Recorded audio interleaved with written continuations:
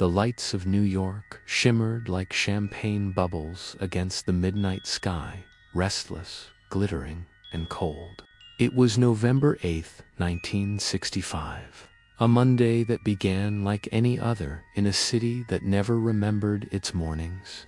Inside a brownstone on East 67th Street, the faint hum of traffic bled through drawn curtains while a woman sat at her vanity, tracing the outline of her own reflection with tired eyes.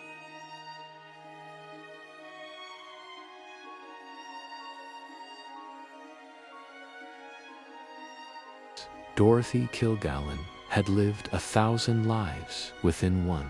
She was a Broadway columnist, a radio host, a courtroom reporter whose pen once rattled gangsters and presidents alike.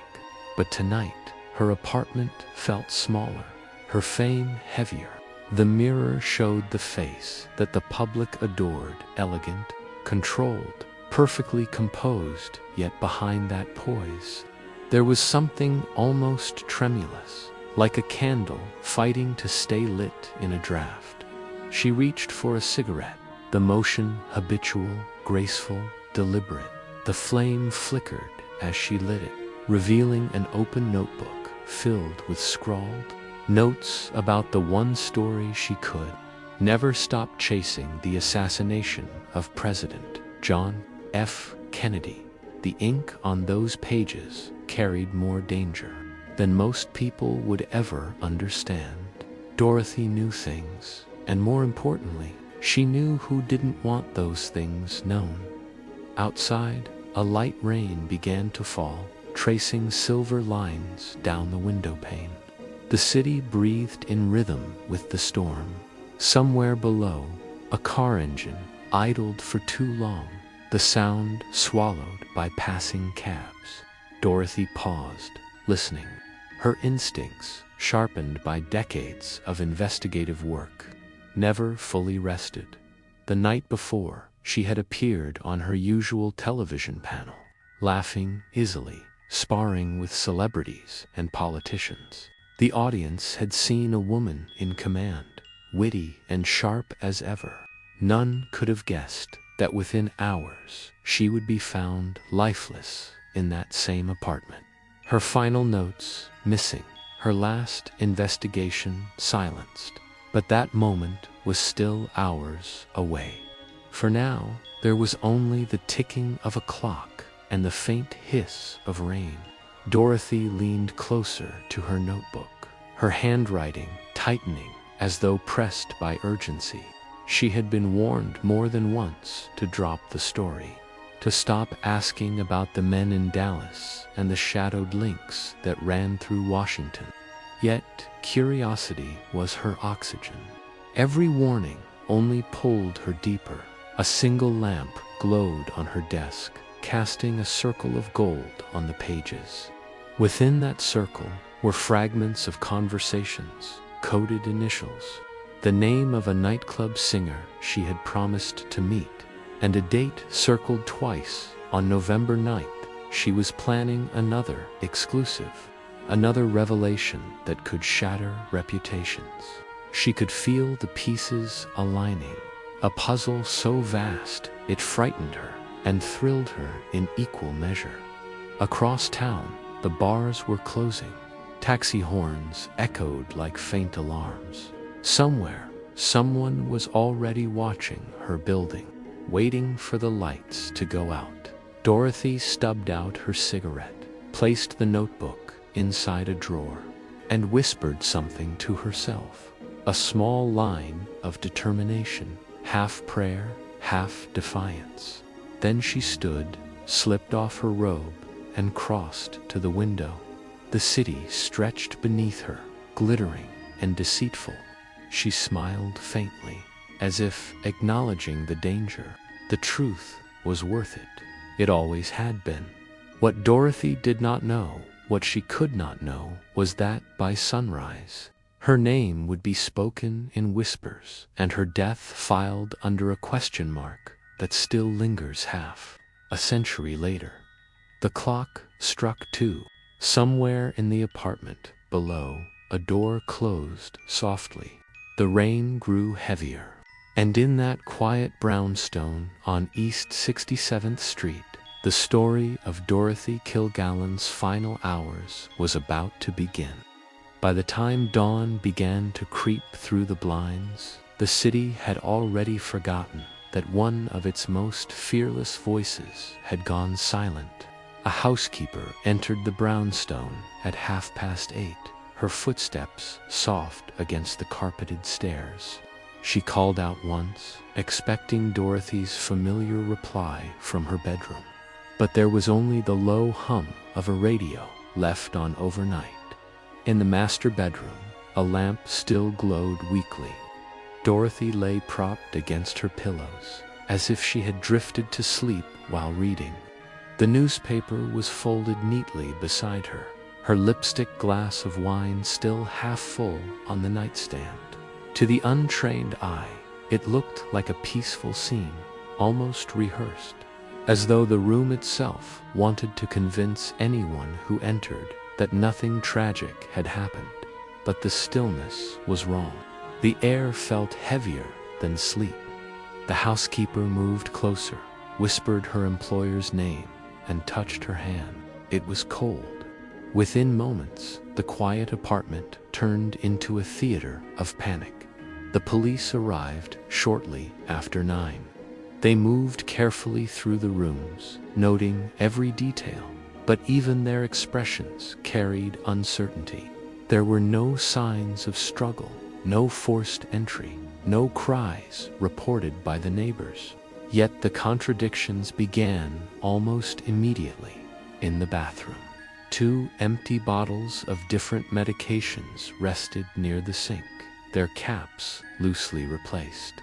On the dressing table, a notebook drawer stood ajar. The pages inside it were gone. Dorothy's husband, still asleep in a separate bedroom, claimed he had heard nothing unusual through the night. The officers exchanged glances but said little. The coroner's team arrived with soft voices and professional restraint. As they carried her from the apartment, flashes from reporters' cameras burst like small explosions outside the building. By mid-morning, the story had already broken. Dorothy Kilgallen found dead in New York home. The newspapers called it a tragedy, an overdose, a sudden end to a glamorous life. Few dared to mention what she had been investigating. At the Journal American offices, her colleagues sat stunned. Just 2 days earlier, she had promised them something extraordinary. She told one of them, "When I publish what I've found, it will blow the lid off the case." Those words now echoed like a ghost through the newsroom.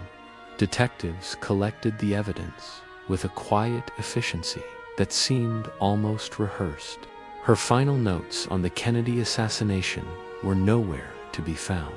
The only surviving papers contained fragments of her upcoming column and a few scribbled reminders.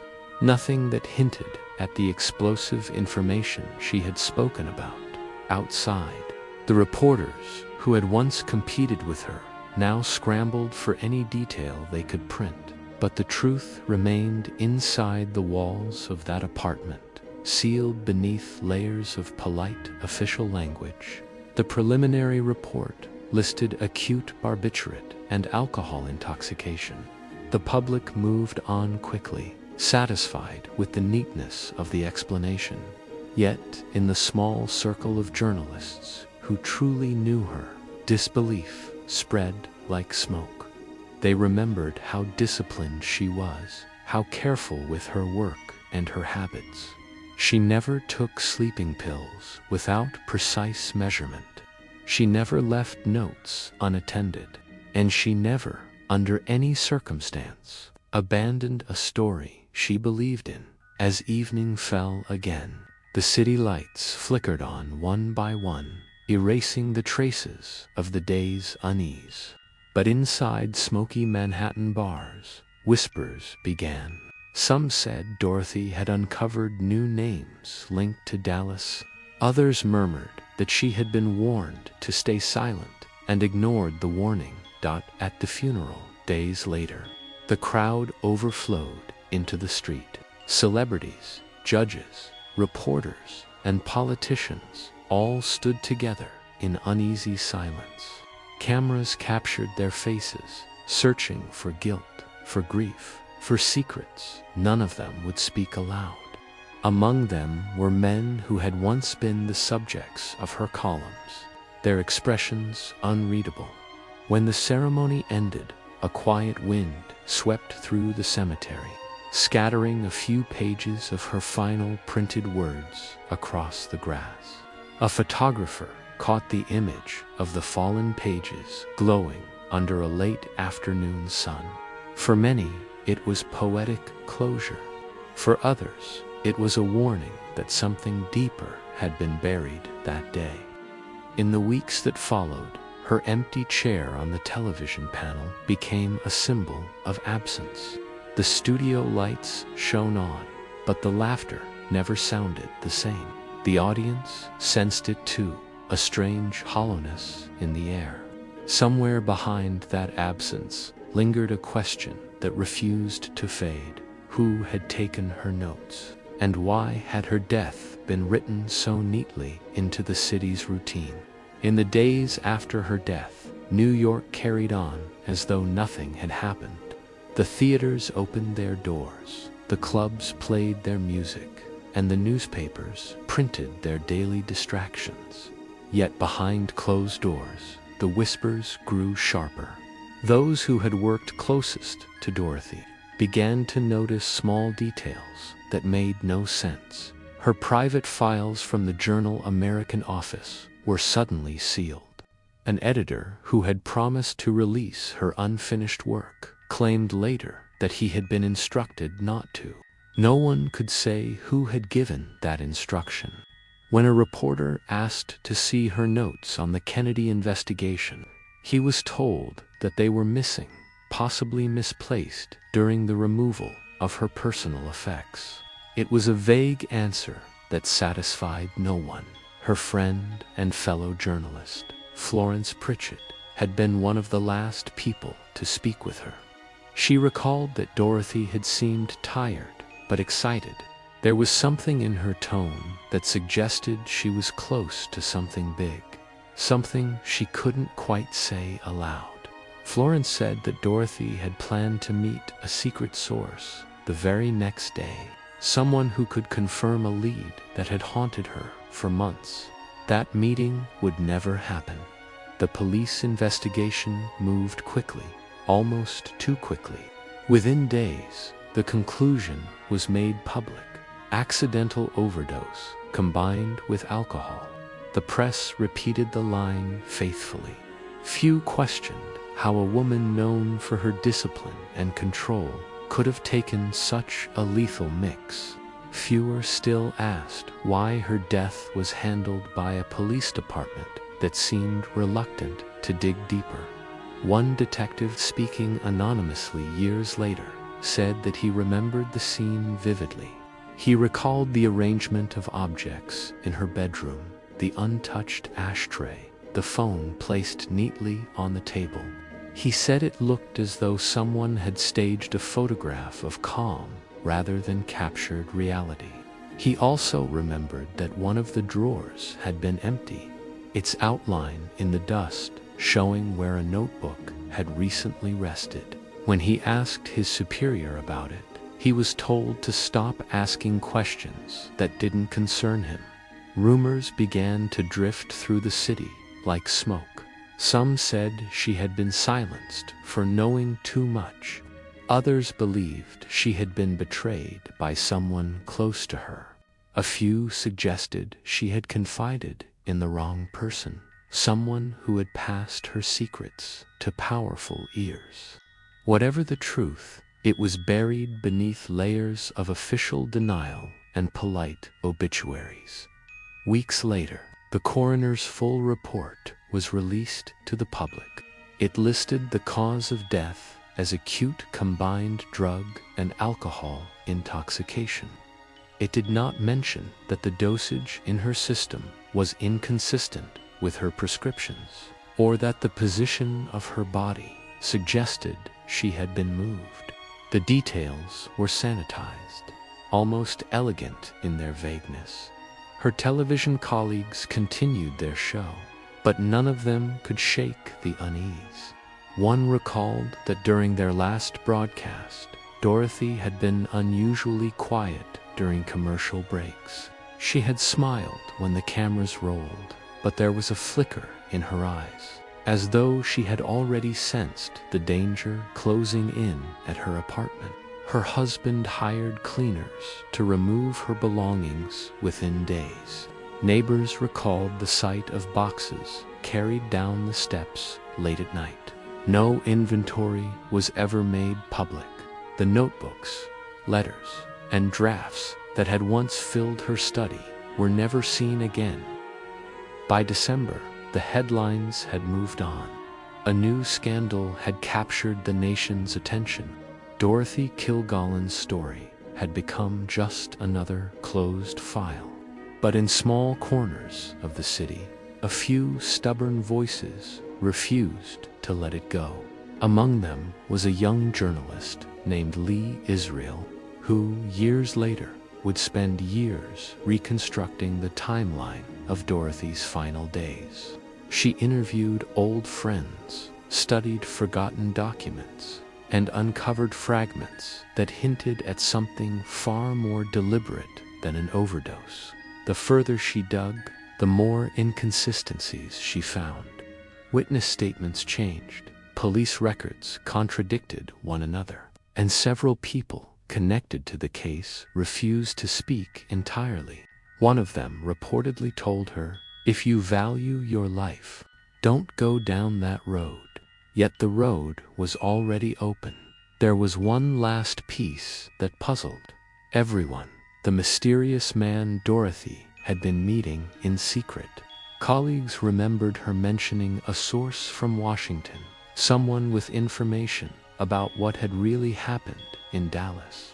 She never named him, but in her phone book, one number had been scribbled beside a single letter, M. The number led to a hotel registered under an alias. When investigators later tried to follow it, they found the record missing from the switchboard logs. The trail faded there, as if erased by invisible hands. Still, one truth remained unburied. Dorothy Kilgallen had been chasing something that terrified the powerful. And whatever she had found, it had followed her home that night. As the first snow of December settled over the city, her brownstone stood dark and silent, a ghost on East 67th Street. Sometimes, the neighbors said, they could still see a faint light flicker behind the curtains late at night, as if someone were still inside, reading, writing, searching for the truth in the weeks before her death. Dorothy had been spending more evenings at small Manhattan clubs, places where secrets flowed more easily than champagne. She was often seen at a narrow jazz bar tucked beneath a hotel near 52nd Street. The regulars grew used to the sight of her quiet figure at a corner table, notebook half open, cigarette smoke drifting above her hair like a pale halo.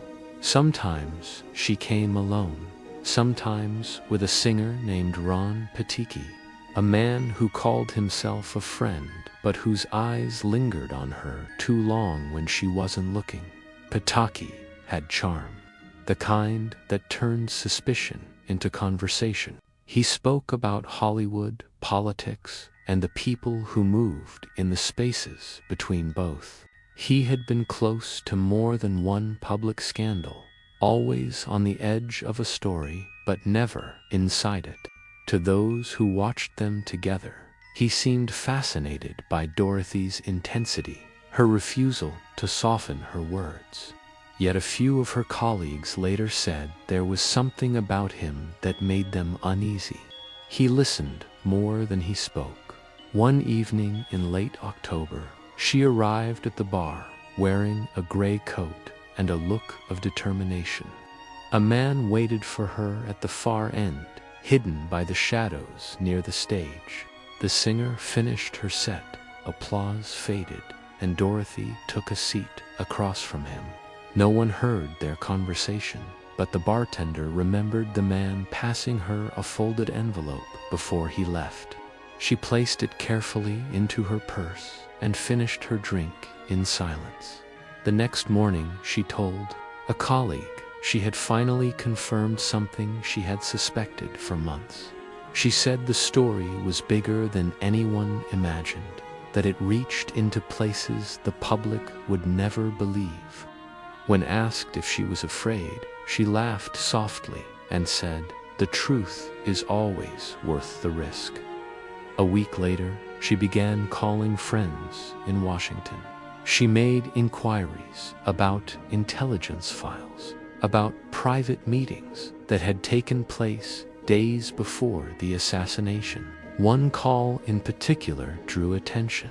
She phoned a contact at a federal agency, a man who had once fed her tips for a corruption story years earlier.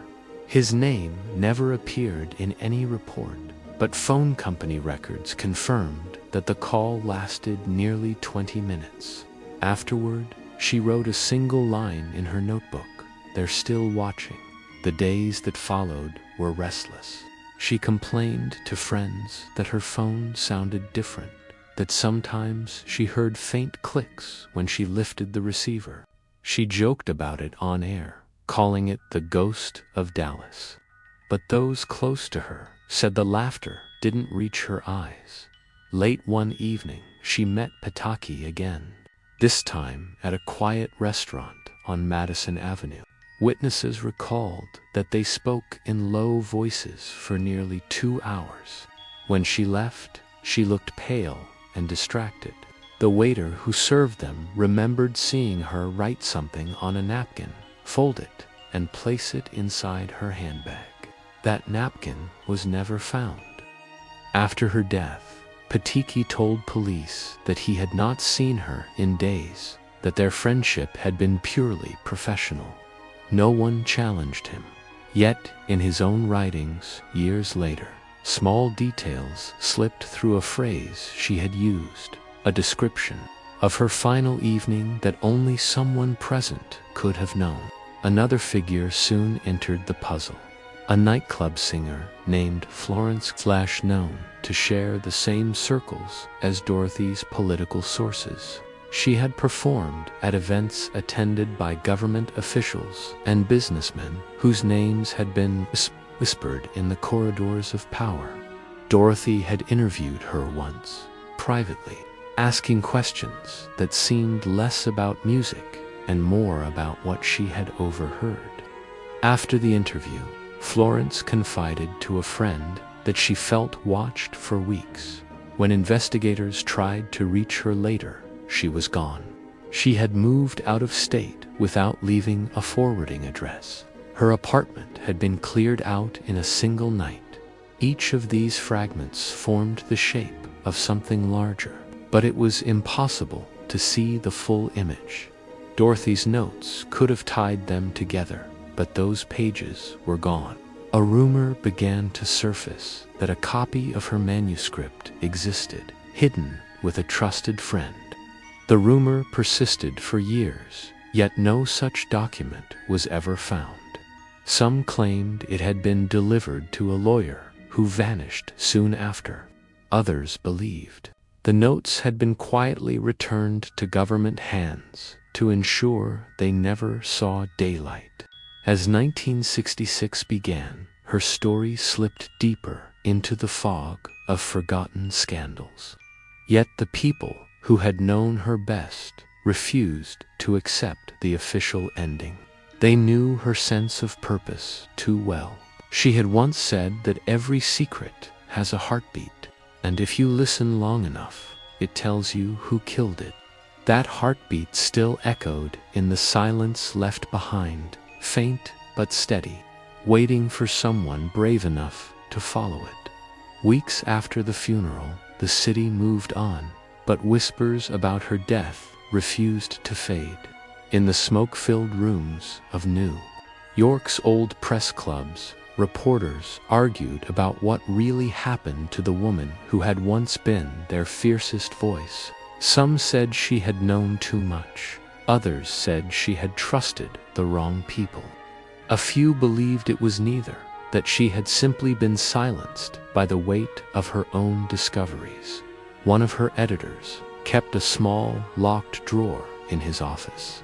Inside it were 2 real tapes labeled with her handwriting, the last interviews she recorded. He never played them, claiming the sound quality was poor. When he died years later, the tapes vanished before anyone could check. Across town, a retired detective reviewed her case file in private. He found it strange that no fingerprints had been taken from the glass beside her bed. He found it stranger still that the original police notes were missing several pages. Each missing page was numbered as if they had been carefully chosen and removed. He sent quiet letters to colleagues asking questions that never received replies. In a small newsroom in Chicago, another journalist received an unmarked envelope.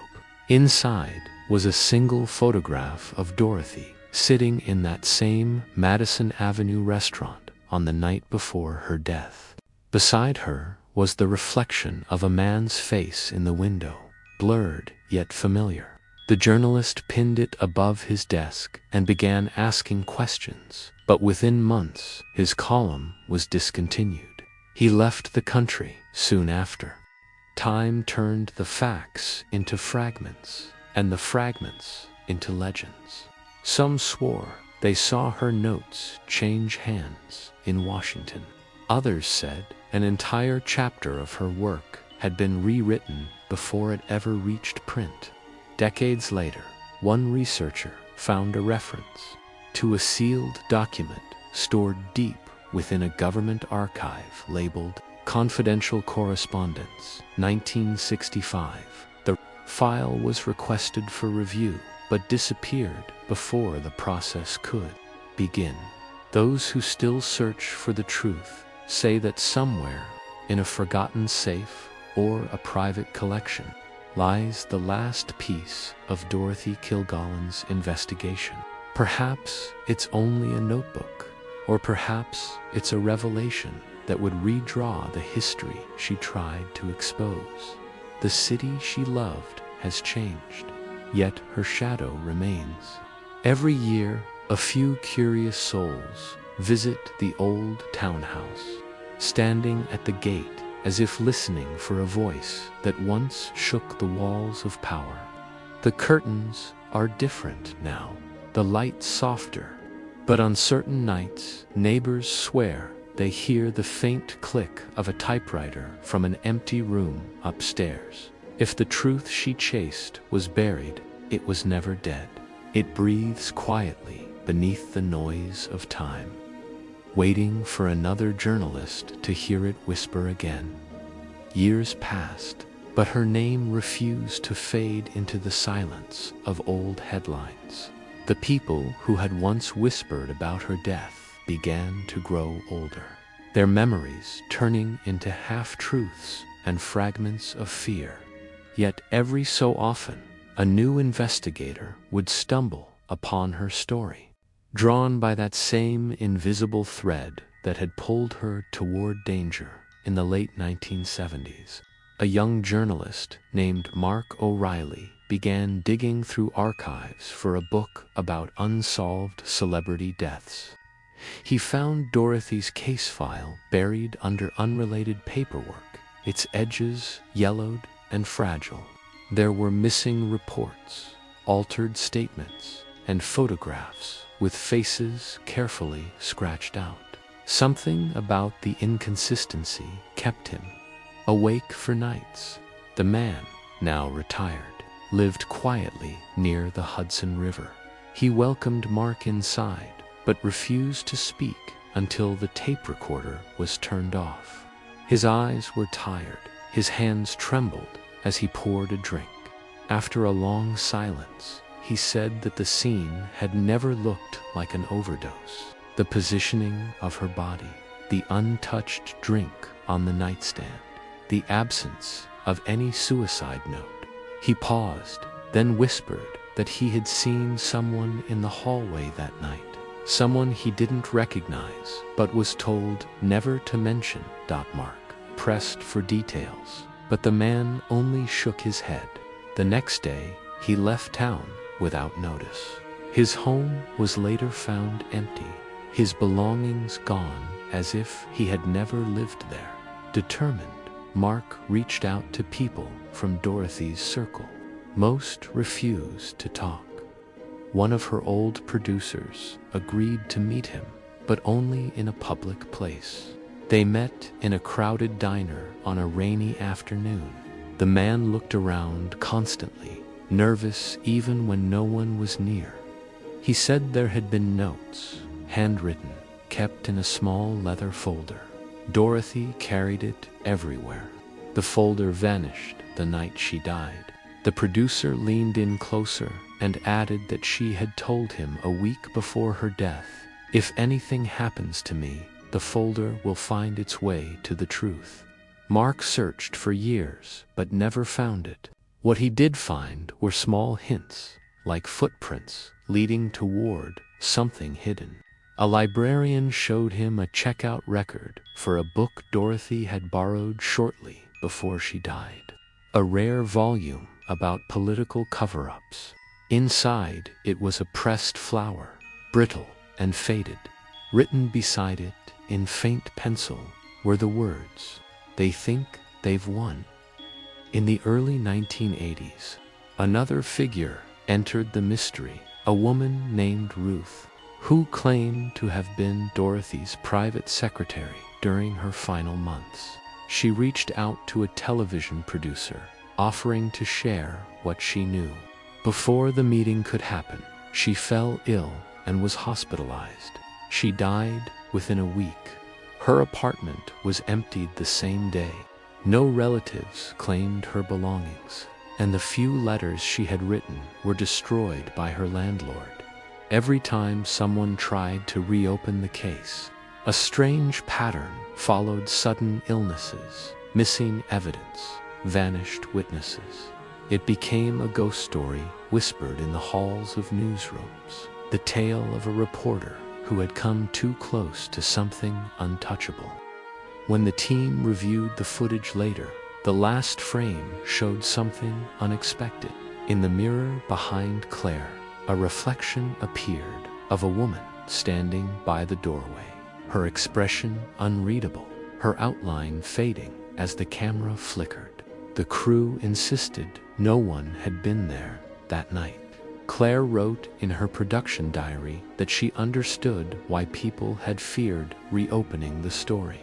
She could feel it closing around her, the same invisible hand that had touched every person who had dared to look back at Dorothy's final days. A week later, she boarded a train to Washington to meet a contact who claimed to have seen the missing manuscript. She never arrived. The train pulled into Union Station on time, but her seat was empty, her luggage still in place. Months later, her camera was found at a pawn shop in Baltimore. The memory card was missing. The documentary was never released. Only fragments of their footage survived, uploaded anonymously years later under the title "The Room Without Light." Viewers said that during one of the final frames, if you paused at the right moment, you could see a reflection of a woman sitting at a desk, typing, her expression calm, her eyes filled with knowing, and in the background, faintly, the same whisper that ended Dorothy's recording could be heard again. Years passed again, and the story sank into the static of forgotten archives. Yet the people who had worked on Claire's documentary never fully escaped it. One by one, they drifted into obscurity, changing jobs, moving cities, refusing interviews. But sometimes, in late-night forums and dark corners of the internet, fragments of their footage appeared like messages from the shadows. Among those fragments was a final clip that surfaced on a private server. It showed a quiet room lined with old newspapers, a desk covered with reels and photographs.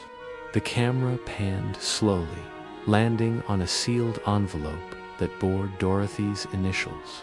A male voice in the background said, almost in awe, that this was found inside a forgotten safety deposit box linked to her estate.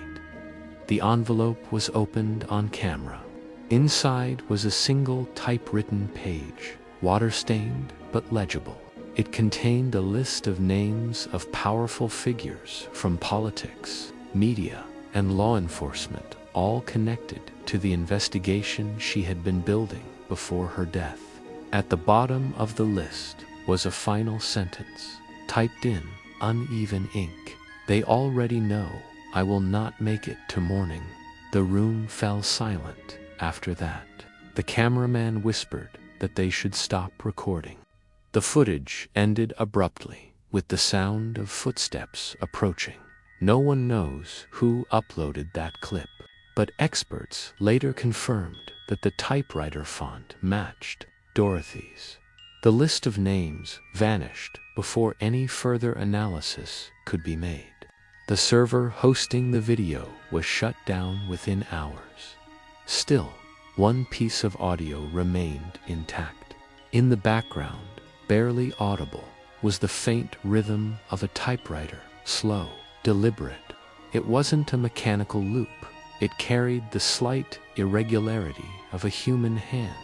The sound faded into silence, followed by a single phrase, spoken softly by a woman's voice. The story never ends.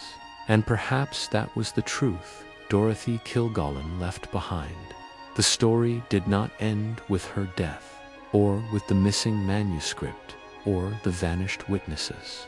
It lived on in every unanswered question, in every journalist who still believed that some truths are worth the danger. Some say the room where she was found remains colder than the rest of the townhouse, as if time itself refused to step inside. Others believe her spirit still writes, chasing the final line she never got to finish, in the quiet of midnight, when the city sleeps and the typewriters of history rest. One can almost hear a single key striking again and again.